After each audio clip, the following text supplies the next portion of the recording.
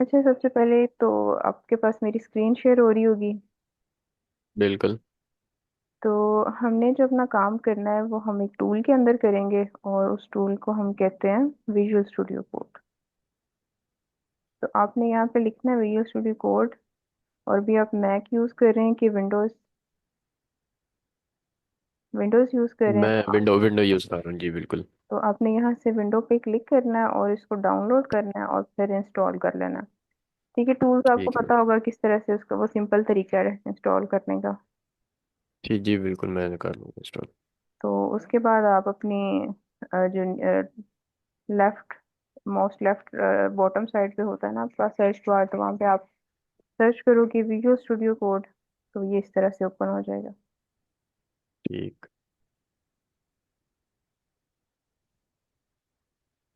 तो स्टार्ट पे ये बिल्कुल ब्लैंक है और इसमें कोई भी फाइल नहीं पड़ी हुई। तो अभी हम इसके अंदर अपना प्रोजेक्ट क्रिएट करेंगे सबसे पहले। तो आपने अपनी किसी भी ड्राइव में जाना है, आपकी जो भी HTML CSS की ड्राइव है, सॉरी, ई ड्राइव है या डी या एफ ड्राइव है, तो उसके अंदर आपने ना एक ठीक। फोल्डर बना लेना। तो मिसाल के तौर पे मैं यहाँ पर अपने डॉक्यूमेंट्स में जाकर एक फोल्डर बना लेती हूँ, न्यू फोल्डर। और यहाँ पे हम कोई भी नाम रख लेते हैं, लाइक क्लास 1। ठीक है, अब ये मेरे पास एक फोल्डर बन गया है। ठीक। उसके बाद मैंने इस अब मेरा बैक पे विजुअल स्टूडियो भी ओपन है।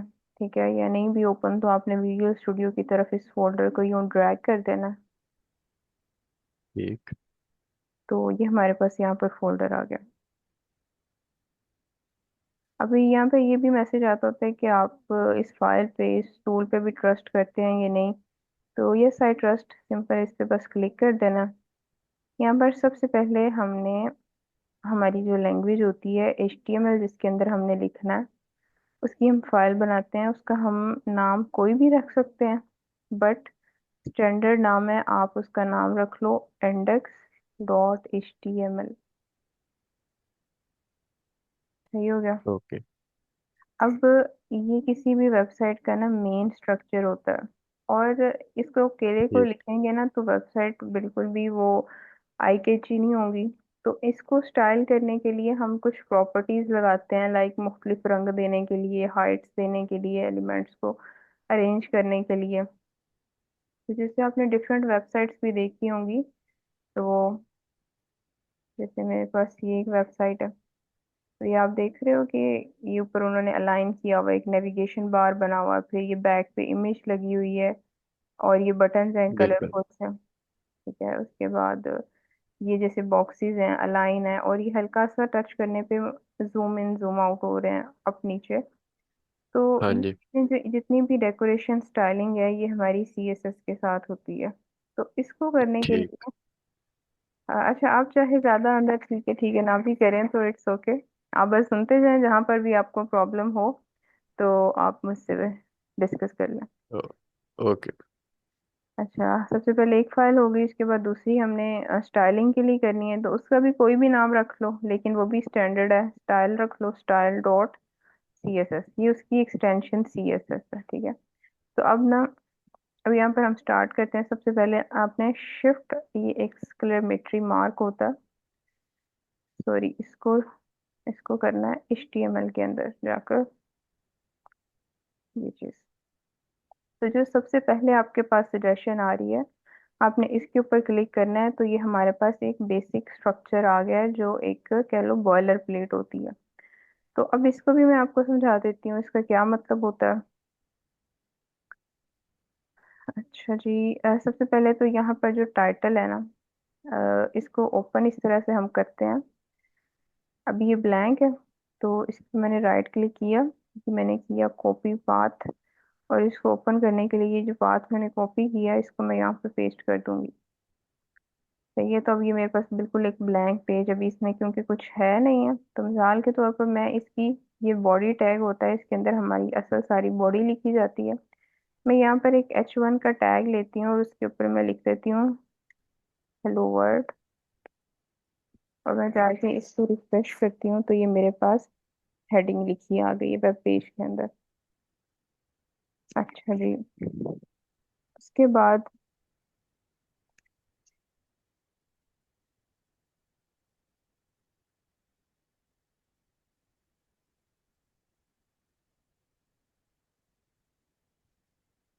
एक डॉक्यूमेंट ओपन कर रही हूँ, वहाँ पे कुछ मैंने नोट्स लिखे हुए हैं, वो मैं आपके साथ शेयर करती हूँ।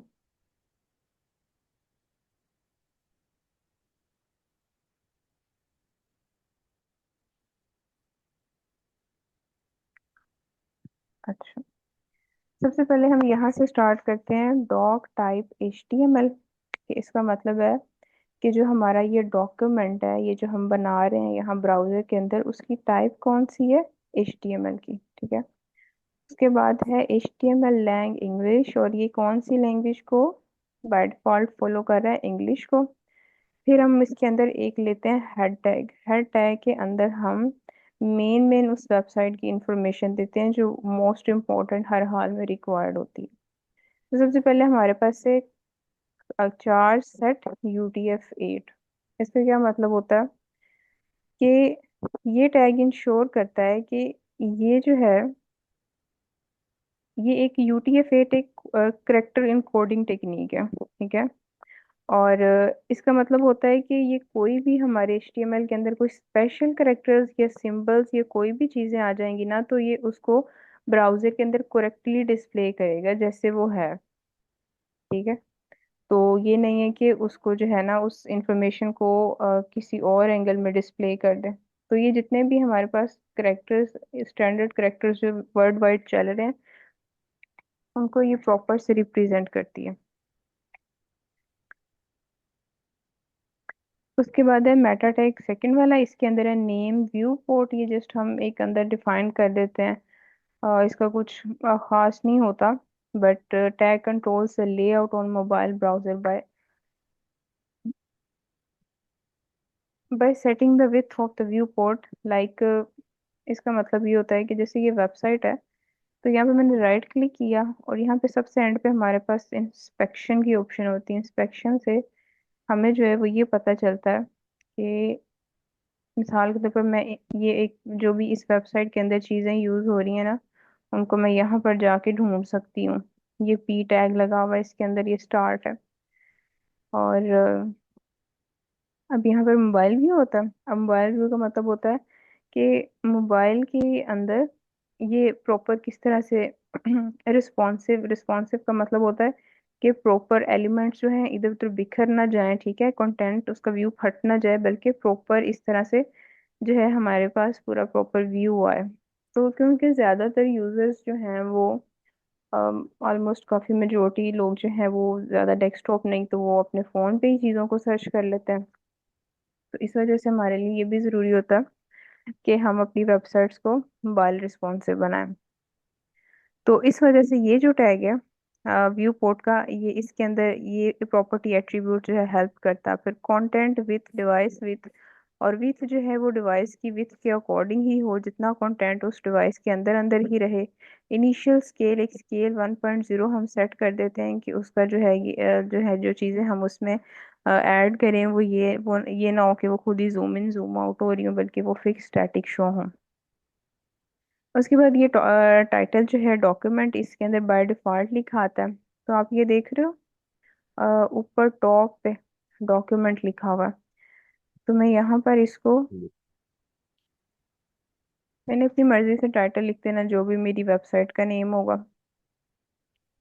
तो मैं इसका नाम ABC रख देती हूँ। तो मुझे ज़्यादा कोई अभी तो स्पेसिफिक नाम नहीं है रखना। तो मैं इसको रिफ्रेश करती हूँ, तो ये आप देखें ये टॉप ABC आ गया यहाँ पे। तो ठीक। नेक्स्ट हम इसमें ये जो छोटा सा गोल सर्कल आ रहा है, इसको इसके ऊपर भी छोटी सी, ये जैसे ये लैब लैब के ऊपर छोटा सा आइकन लगा हुआ वेबसाइट का, ये भी लगाना सीखेंगे। तो अभी के लिए फिर हमारे पास ये हेड का टैग कंप्लीट हो जाता है।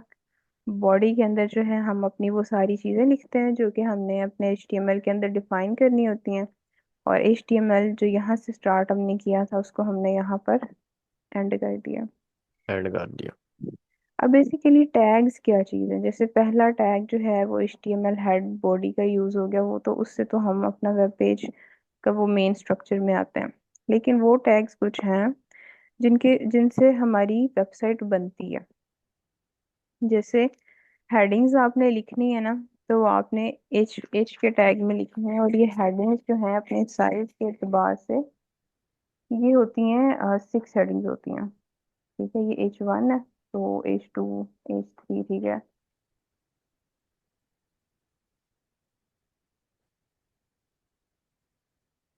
H4।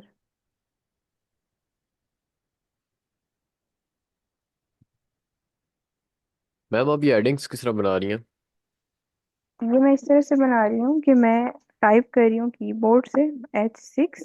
ये मेरे पास पहली जो ठीक। सजेशन आई है मैंने फौरन से एंटर कर दिया। ठीक है, दूसरा तरीका है ओ, क्या है कि वो आप इस तरह से खुद मैनुअल लिखो, यूं लगाओ पहले सिंबल, फिर H6 लिखो, फिर ये लिखो। अभी तो मैंने इसमें ऑटो टैग जो कंप्लीट की ना एक्सटेंशन की हुई है, तो उसकी वजह से वो फौरन साथ में उसका एंड वाला खुद ही प्रिंट कर रहा है। तो अब ओके। एक्सटेंशन क्या होता है कि यहाँ पे इस पे आपने क्लिक करना है। यहाँ पे विजुअल स्टूडियो की अपनी प्री बिल्ट ना काफी एक्सटेंशन पड़ी हुई है ताकि डेवलपर्स को आसानी हो। ठीक। ऑटो टैग, जैसे ये ऑटो क्लोज टैग, ठीक है, ऑटो रीनेम टैग, इनमें से आपने 2-3 इंस्टॉल कर लेनी है, तो ये ओके। आपका जो है ना ये वर्क करने लग जाएगा। अच्छा, अब एक तो तरीका कि मैंने आपको यहाँ से बताया है कि हमने इसको चलाना कैसे है, तो दूसरा एक और तरीका भी होता है। वो ये तरीका होता है कि जैसे हमारे पास यहीं पे एक्सटेंशंस हैं, तो एक्सटेंशन के अंदर हमारे पास एक एक्सटेंशन का नाम है लाइव सर्वर। ठीक है, यहाँ पे मैंने इंस्टॉल किया हुआ, इस तरह इस वजह से इंस्टॉल का बटन नहीं आ रहा। इसको आपने इंस्टॉल कर लेना है। जब आप इसको इंस्टॉल कर लोगे तो क्या होगा कि अब मेरा ये HTML का पेज ओपन है। मैंने राइट क्लिक किया, पे लिखा हुआ है ओपन विद लाइव सर्वर, इस पर मैंने क्लिक किया, तो ये खुद ही यहाँ पे चल गया। मैं हर दफा जो कुछ यहाँ पर ऐड करूंगी मुझे रिफ्रेश नहीं करना पड़ेगा, और वो खुद ही यहाँ पर अपडेट होता जाएगा।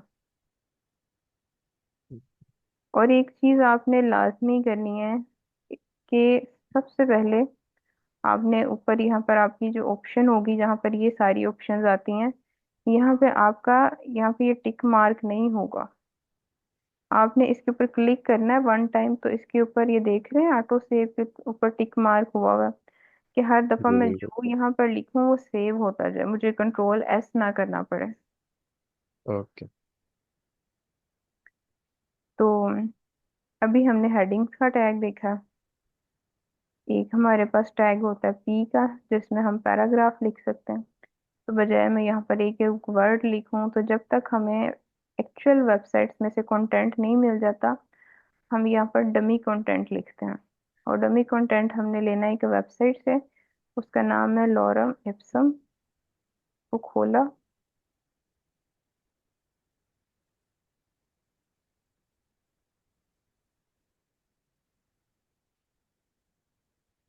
यहाँ से ये पैराग्राफ कॉपी किया और इसके अंदर पेस्ट कर दिया। और अभी आप आकर देखो, तो ये यहाँ पर पैराग्राफ आ गया P टैग के थ्रू। बिल्कुल। अच्छा, अब इसी तरह से हमारे पास कोई लिंक आपने लगाना है, तो मैंने यहाँ पे A लिखा, और A का ये कॉलन हम्म, लिंक पे क्लिक किया, तो यहाँ पर कोई भी इसके अंदर एक प्रॉपर्टी होती है href, इसको हम लगाते ही लगाते हैं। तो मैं इसके अंदर लिख देती हूँ क्लिक हियर, और मैं इसके अंदर एक लिंक लगाती हूँ।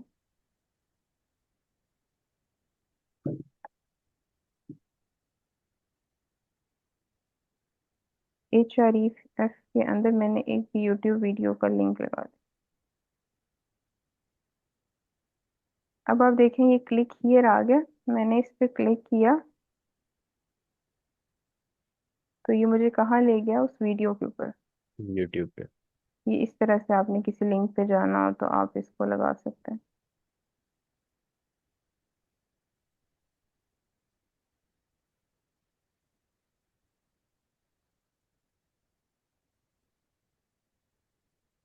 अच्छा, उसके बाद ये हमारा फोल्डर है। इसके अब ना हम इसके अंदर इमेजेस लगाते हैं। तो मैंने इसको ओपन किया। इसके अंदर दो फाइलें पड़ी हुई, index.html और style.css। तो मैं इसके अंदर ना कोई इमेजेस रखती हूँ पहले। मैंने यहाँ एक न्यू फोल्डर बनाया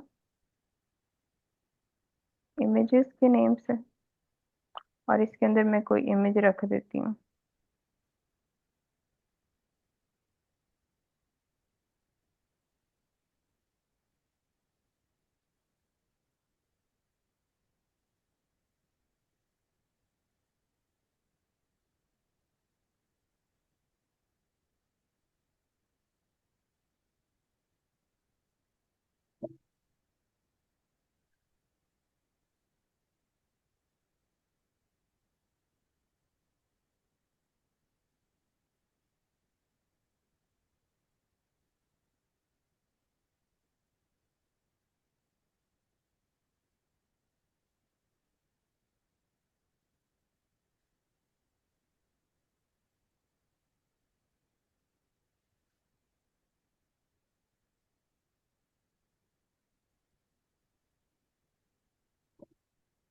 सही है। मैम कॉपी पेस्ट वगैरह नहीं कर सकते?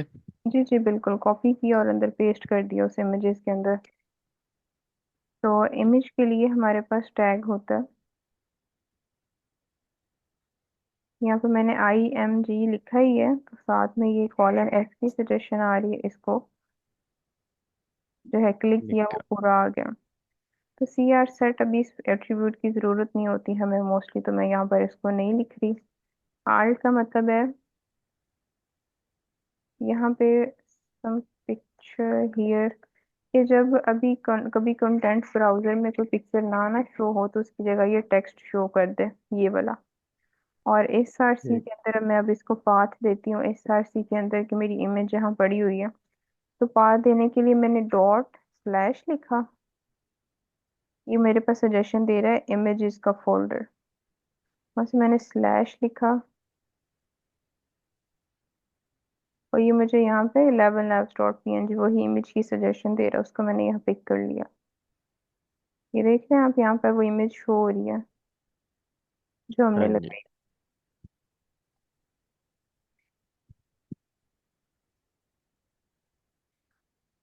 अच्छा, ये हो गया हमारे पास बेसिक टैग। अभी हम फर्दर कुछ और टैग देख लेते हैं। तो हम यहाँ पर इस वेबसाइट को फॉलो करेंगे, W3 Schools को।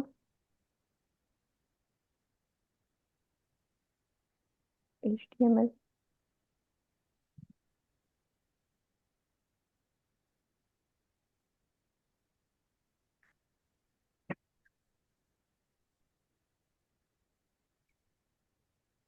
पैराग्राफ हेडिंग्स हमने कर ली है। के बाद इसको करते हैं फेव आइकन का। फेव आइकन क्या होता है कि ये जो यहाँ पर छोटा सा आइकन शो हो रहा है, इसको हम कहते हैं फेव आइकन। तो इसको लगाते हैं हम हेड टैग के अंदर। और लगाना कैसे है, यहाँ पे लिखना है LINK लिंक। साथ ही वो सजेशन दे रहा है CSS अटैच करनी है, फैब, ये बाकी सारी इनसे हमारी अभी गर्ज नहीं है, हमने फैब आइकन करना है। तो ये उसने हमें सारी चीजें दे दी हैं। यानी रिलेशन, यानी ये क्या होगा, एक छोटा सा आइकन होगा जहाँ पे हमने अपनी इमेज का पाथ देना है जो हमने लगानी है, और इमेज जो है वो स्मॉल छोटा सा आइकन है। ये इसकी बिल्ट इन एट्रीब्यूट्स हैं। तो अब हम एक आइकन को डाउनलोड करते हैं। ठीक, यहाँ पे आना है। यहाँ पे एक वेबसाइट है, फ्लैट आइकन।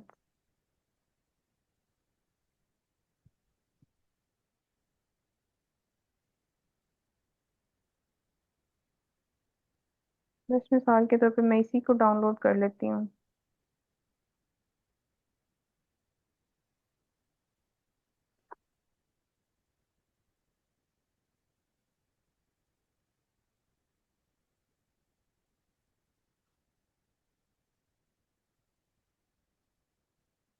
और इसको मैंने अपनी इमेजेस के अंदर रख लिया, इसका नाम है ट्रैकिंग। मैंने यहाँ पे आना, डॉट स्लैश इमेजेस, इमेजेस के अंदर ट्रैकिंग डॉट png। ये आप देख रहे हो हमारी वेबसाइट के ऊपर एक छोटा सा आइकन आ गया।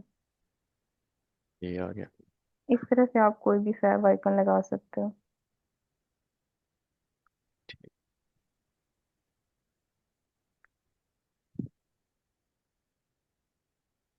उसके बाद हम देख लेते हैं कि हम HTML के अंदर लिस्ट कैसे बनाते हैं। तो लिस्ट के लिए यहाँ पे सबसे पहले मैंने टैग लिखना है यूएल। यूएल के अंदर मैं मुझे जितनी अपनी लिस्ट चाहिए मैंने उनको अंदर यहाँ पर, मैं भी रैंडम ही कंटेंट लिख रही हूँ, लेकिन लिस्ट में हमें जो भी लाइक कोई फ्रूट्स की लिस्ट चाहिए या कोई वेजिटेबल्स की, तो वो हम यहाँ पर उसके नेम्स लिख सकते हैं। तो ठीक। ये आप देख रहे हो, ये मेरे पास लिस्ट आ गई है। ठीक है। अब ये मैंने लिखा यूएल। यूएल का मतलब है अनऑर्डर्ड लिस्ट। लेकिन लिस्ट एक दूसरी टाइप की हमारे पास होती है, उसे हम कहते हैं ऑर्डर्ड लिस्ट। उसमें यूएल की जगह आपने ओएल कर देना।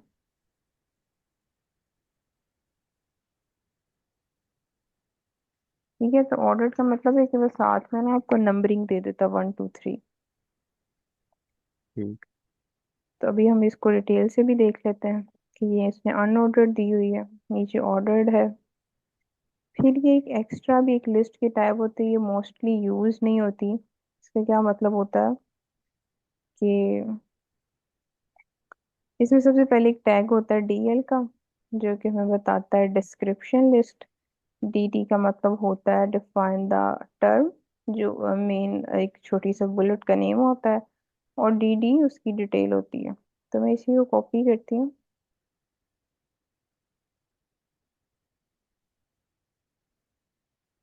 पेस्ट कर दिया।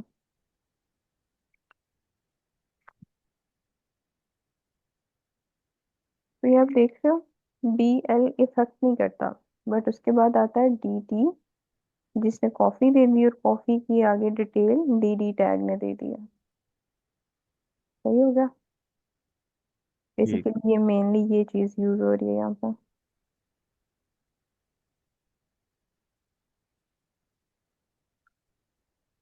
उसके बाद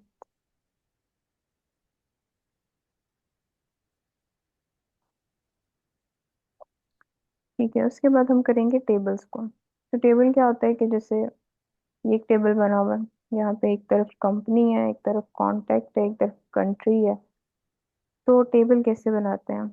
टेबल के लिए हम सबसे पहले टेबल का टैग करते हैं। फिर अगली उसमें कोई रो बनती है, जैसे मिसाल के तौर पर यहाँ कंपनी कॉन्टेक्ट कंट्री, ये एक रो के अंदर है। और ये है क्या है? ठीक। हेडिंग्स हैं। एक रो के अंदर हेडिंग्स हैं। उसके बाद नीचे क्या है? रो के अंदर वैसे ही कोई डिटेल या डाटा। तो अब हमने इसको कैसे अरेंज करना?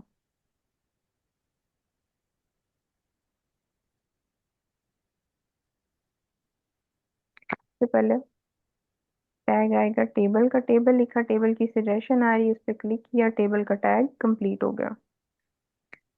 पहली रो के अंदर मुझे 3 हेडिंग्स चाहिए, मैं लिखूंगी TR के अंदर 3 हेडिंग्स, TH, COUNTRY कंट्री। फिर मुझे चाहिए TH कोड,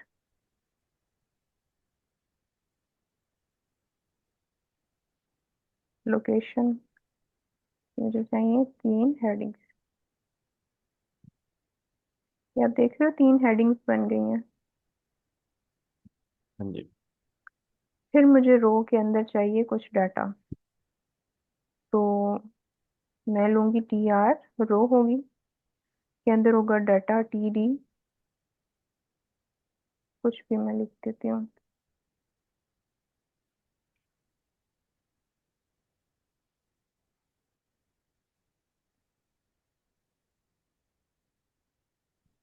फिर से एक रो होगी,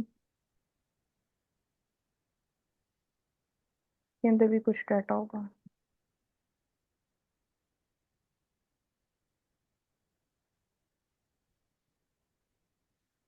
ठीक है, ये रो के अंदर डाटा आ गया।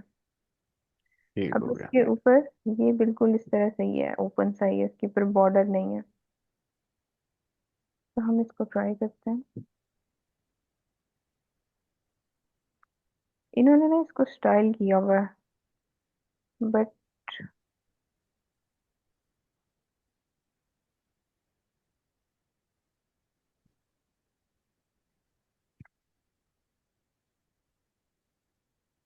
अच्छा, हम इसको बॉर्डर देते हैं। हम इसको बॉर्डर इस तरह से देंगे, जैसे स्टाइल देने का एक तरीका होता है। ये जो टेबल है, इसके अंदर मैं लिखूंगी स्टाइल बॉर्डर 1 पिक्सल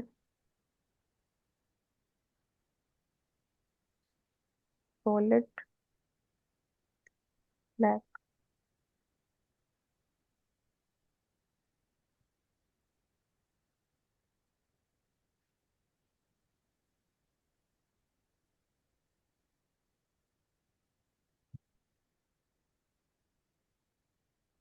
देख रहे हैं आप, एक बॉर्डर आ गया इसके ऊपर, पूरे हाँ टेबल जी। पर।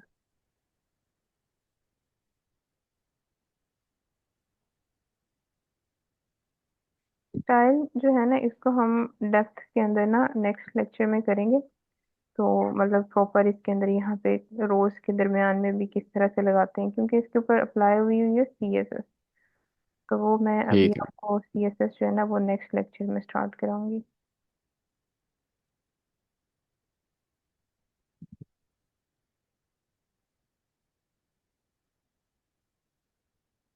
तो सिर्फ अभी टेबल टैग को जो है ना, वो हमने बॉर्डर दिया है।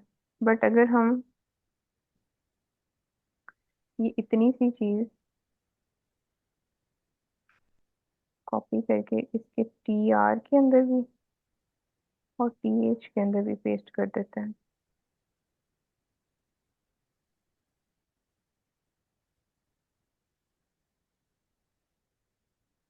इन सब के अंदर फिर पेस्ट करना पड़ेगा इस तरह से जाके। तो फिर ये जो है वे सबके ऊपर आहिस्ता आहिस्ता देख रहे हैं आप, अप्लाई हो रही है। ये पहली जो हाँ की जी बिल्कुल। हेडिंग है, सबके ऊपर बॉर्डर अप्लाई हो गए। जब हम इस तरह से अप्लाई करते हैं तो फिर ये इस तरह की इसकी शक्ल बनी जाती है। तो यहाँ पे एक चीज आपने याद रखनी है, जब हम किसी टैग के अंदर जाके यूं स्टाइल करते हैं तो उसको क्या कहते हैं, उसको कहते हैं इनलाइन स्टाइलिंग।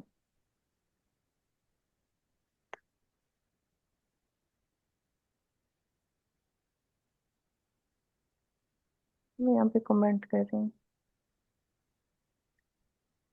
ये हमने बेसिकली CSS सीखी है, हमने प्रॉपर्टी लगाई है बॉर्डर की। इसको लिखने का क्या तरीका है, सबसे इनलाइन। पहले इनलाइन है। और इसको लिखने का तरीका है, सबसे पहले आपने स्टाइल लिखना है, इज इक्वल लिखना है, 2 कॉमास लगाने हैं, फिर लिखा है बॉर्डर। इस तरह की कई प्रॉपर्टीज हम सीखेंगे। ठीक है, अभी हमने सिर्फ बॉर्डर लगाने की सीखी है। और ठीक है। और फिर 1 पिक्सल के 1 पिक्सल हो, यानी इतना वो बारीक हो, 2 10 करेंगे वो मोटा हो जाएगा उसका बॉर्डर। सॉलिड ब्लैक, अगर मुझे उसका कलर जो है रेड करना, तो ये देखना आप, उसने ना उसका कलर रेड कर दिया। सही हो गया। ठीक। तो इस तरह से है। यहाँ पर फिर आपने नेक्स्ट प्रॉपर्टी कोई उसको देनी है, मिसाल के तौर पे कॉमा लगा के विथ 100 पिक्सल।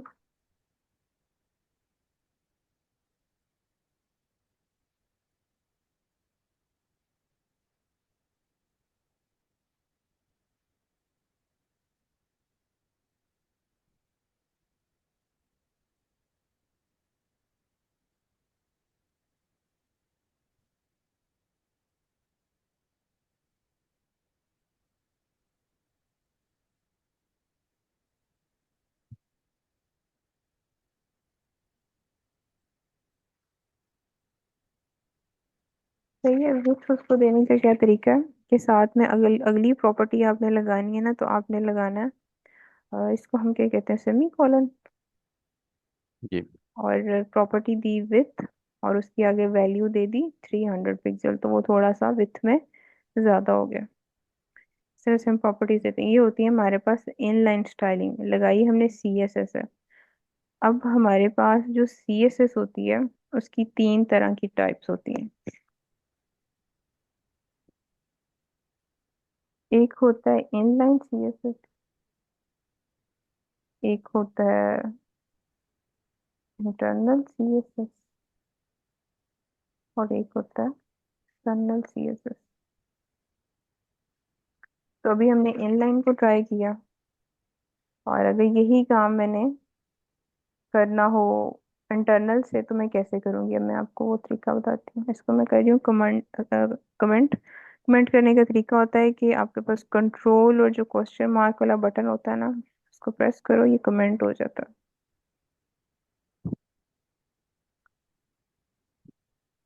अच्छा, अब मैं ये थोड़ी सी प्रॉपर्टीज कर रही हूँ रिमूव।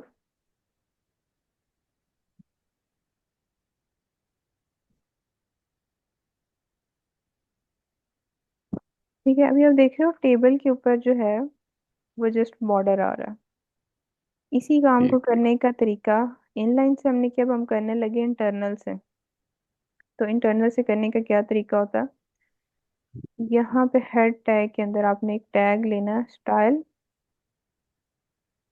एंटर किया, टैग आ गया। और प्रॉपर्टी किस पे लगानी है? टेबल पे। यहाँ पे टेबल का नाम लिखो, टेबल, करली ब्रेसेस, प्रॉपर्टी दो, बॉर्डर 2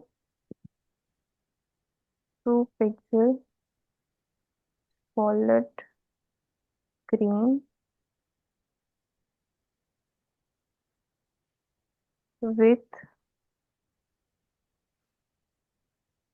100%, मतलब पूरी स्क्रीन पे फैल जाए।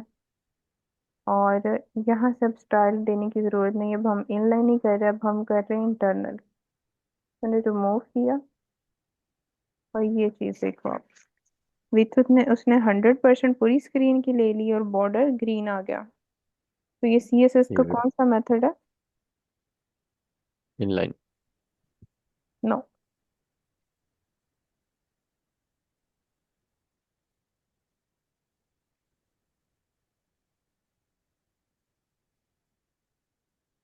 इंटरनल। ओके। यानी इंडेक्स की फाइल के अंदर ही स्टाइल किया, तो ये क्या हुआ? इंटरनल। ठीक है, तो एक ये तरीका है। दूसरा तरीका है, अब मैं इसको भी यहाँ से कमेंट कर रही हूँ। अब हम इसको भी नहीं यूज कर रहे, अब हम करने लगे हैं एक्सटर्नल। और एक्सटर्नल की फाइल हमने पहले से बनाई हुई है, लेकिन इस HTML को कैसे पता चलेगा कि वो मुझे CSS इस फाइल से मिलनी है? तो इंडेक्स को और स्टाइल CSS को सबसे पहले हमने लिंक करना है। तो लिंक इधर ही करना है, हेड के टैग के अंदर यहाँ पे लिखना है लिंक। ये देख रहे हैं आप, CSS आया, यस यस। इस पे क्लिक करना। तो ये आपको कह रहा है कि इस लिंक का रिलेशन क्या है, ये स्टाइल शीट होगा। और ये किस फाइल को रेफर कर रहा है? ये by default style dot S C S. S S को। लेकिन अगर आपने स्टाइल का नाम रखा है ABC dot C S S, तो यहाँ पे भी आपने ABC dot C S S रखना। अब जो काम हमने इनलाइन CSS से और इंटरनल CSS से किया था, वही हम एक्सटर्नल से करने लगे हैं। तो इस CSS के ऊपर अभी HTML ओपन है, यूं लाकर इसको प्रेस करना है, इसको यूं करके ड्रैग करना है, होल्ड करके छोड़ दिया। इस तरफ आ गई है ये फाइल। और यहाँ पर ये भी पता चल रहा है कि ये इसके साथ लिंक है। तो अब कैसे स्टाइल करना? अब यही काम जो टेबल वाला इधर किया था, उसको कॉपी मैंने किया, इधर रख दिया। अब आपको डिफरेंस दिखाने के लिए मैं इसका कलर कर रही हूँ चेंज। इसको थोड़ा सा और जैसे हम बोल्ड कर लेते हैं, विथ कर लेते हैं कोई 70%।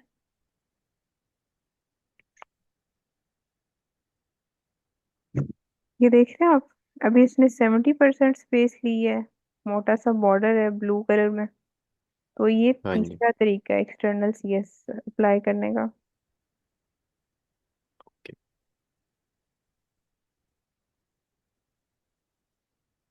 अब मिसाल के तौर पर ये इमेज है, ये इतनी फैल गई है और ये यूं स्क्रॉल आ रहा, तो इसको हम एक्सटर्नल से स्टाइल कर लेते हैं। इमेज का ये टैग है, ये मैंने इमेज लिखा, कर्ली ब्रैकेट्स लगाई, इसको मैं प्रॉपर्टीज देती हूँ। Height 200 pixel, with 100%। बस सेट हो गई स्क्रीन के अंदर। हाँ जी, थोड़ी होगी। ये बेहतर हो गई है। अभी ये थोड़ी सी वो हो रही है, चिपक रही है, तो मैं इसको फाइव कर देती हूँ, थोड़ा सा विजिबल हो गया कंटेंट सही से।